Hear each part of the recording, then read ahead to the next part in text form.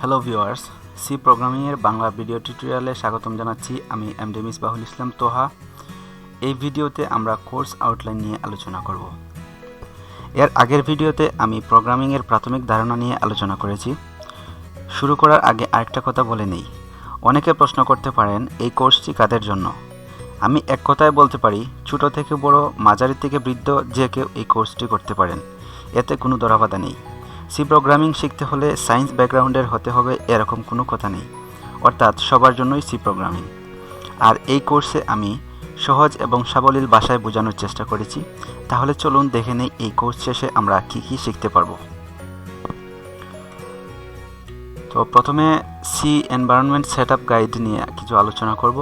অর্থাৎ অনেকেই Windows use করেন, আবার অনেকেই লিনাক্স, আবার অনেকেই ম্যাক ইউজ করেন। তো আমি চেষ্টা করব সবগুলারই গাইডলাইন দেওয়ার।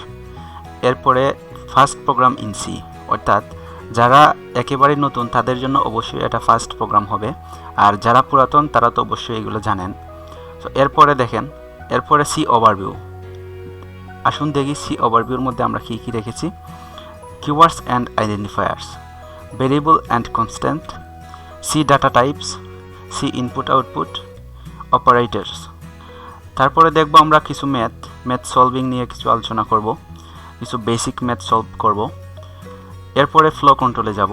ফ্লো কন্ট্রোলের মধ্যে আছে if else, loop, break continue, switch case, go two.